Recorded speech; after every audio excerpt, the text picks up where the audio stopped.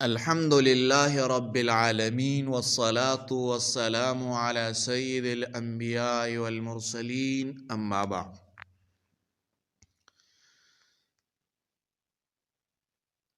محترم بھائیو، آج کا اختلاف علماء دیوبند اور شیعہ حضرات کے درمیان ہے۔ شیعہ کا نظریہ 12 ائمہ کے بارے میں ہے اور عصمت ائمہ و تعین 12 امام، اس کے خلاف علماء دیوبند کے اکابر کا مضبوط دلائل بھی ہے۔ یہ دلائل اہل سنت والجماعت کے اصولی عقائد پر مبنی ہے۔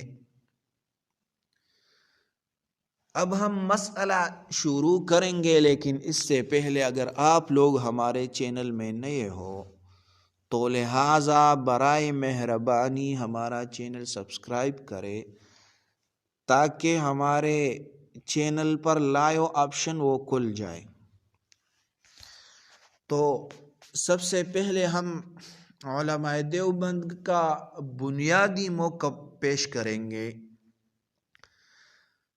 علماء دیوبند اہل سنت والجماعت کے اصول پر متفق ہے کہ خلافت راشدہ ترتیبی خلافت کے مطابق حق ہے۔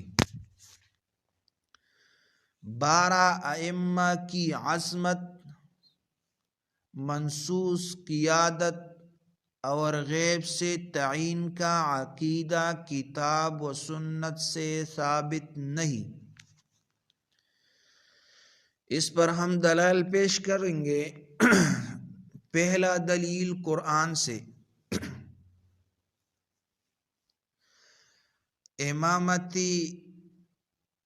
امامتی 12 ائمہ کا کوئی نص نہیں ہے قرآن میں۔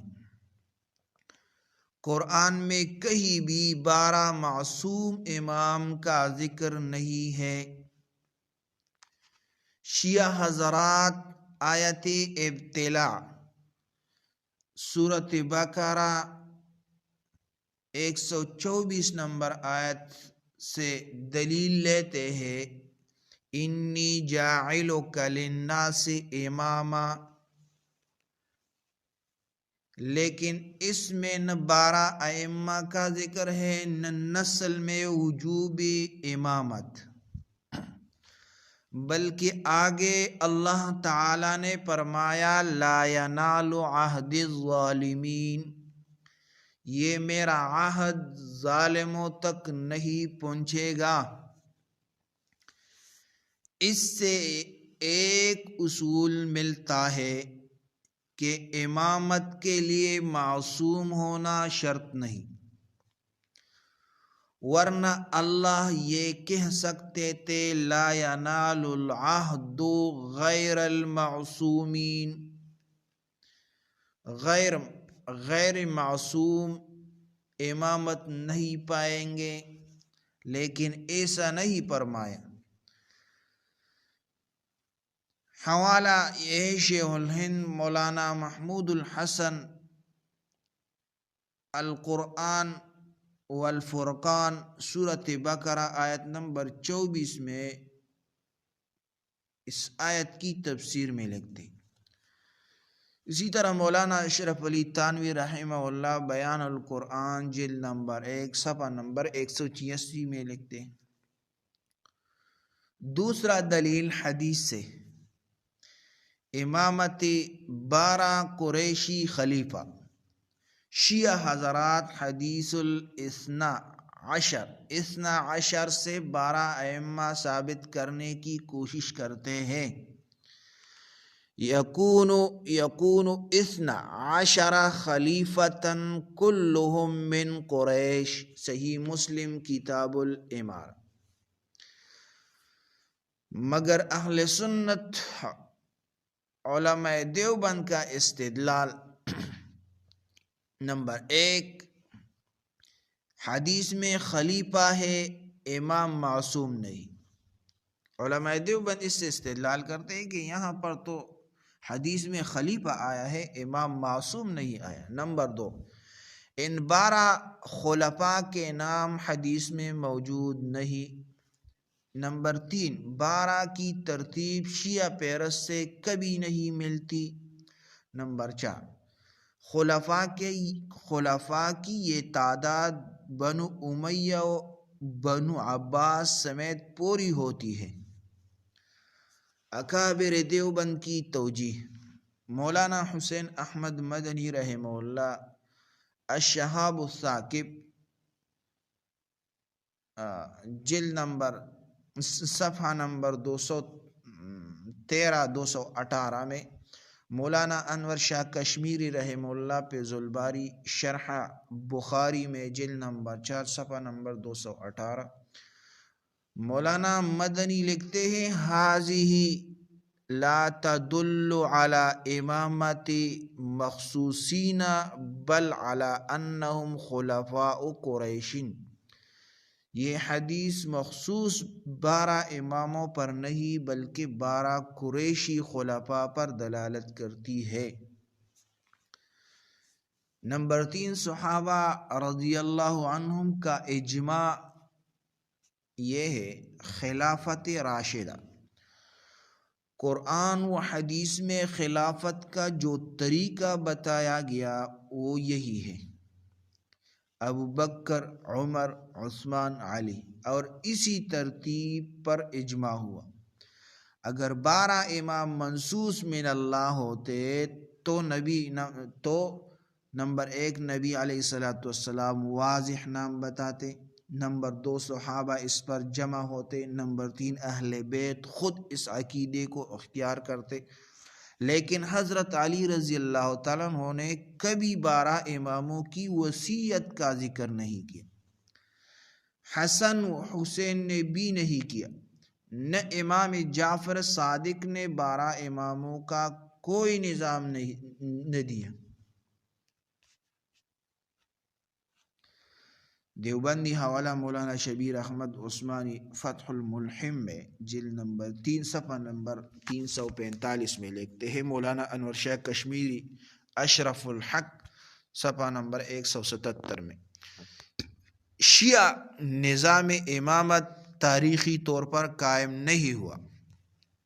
اگر 12 امام منصوص ہوتے، ریاست بنتی، خلافت قائم ہوتی، امت ان کی پیروی کرتی، لیکن 12 میں سے 11 امام کبھی حکمران نہیں بنے۔